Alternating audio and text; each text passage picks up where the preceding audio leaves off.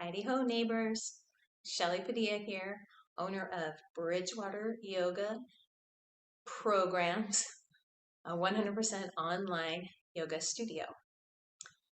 And I want to talk to you today about pigeon pose.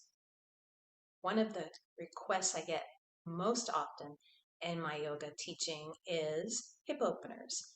If you're a yoga teacher, you probably get this requested a lot as well. If you're a yoga student, it's probably something you are also interested in. And why wouldn't it be? In today's world, we spend a lot of time sitting at a computer or a laptop, and sitting doesn't really do much for our hips except make them tight. And pigeon is a very popular pose used to kind of stretch out the hips. What we're talking about in a pigeon pose is an external rotator stretch. There are these muscles in the hip that are called the piriformis, obturators, and gemellus muscles. And when we rotate out with our legs, like so, external rotation, those muscles engage to make that action happen. Rotating in, those are our abductors that are working. So we're going to look at external rotation because that is the action required to manipulate the leg in our pigeon pose. But when I get into a pigeon pose, this is a great pose to stretch all those external rotating muscles. And it's often practiced with this leg parallel to the top of the mat, the low leg parallel to the top of the mat. Now that's not accessible for everybody, and that's not a big deal. That's more about your skeleton, and there's not a lot you can change about it, but it's not good or bad, it just is.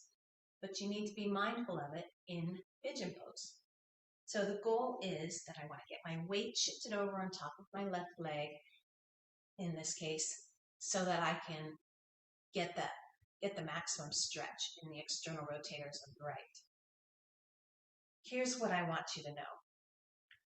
When you flex this foot, you are asking the low leg to become internally rotated.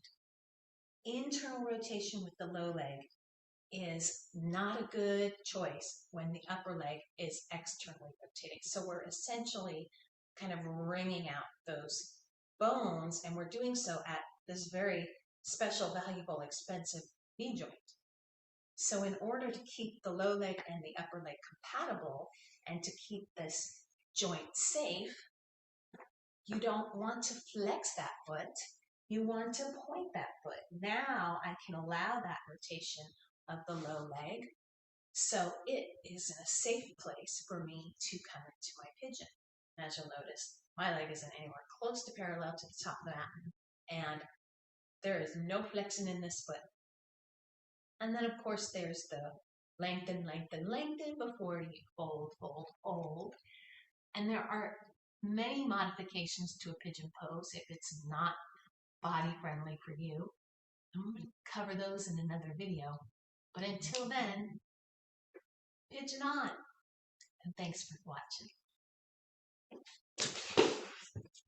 Peace out.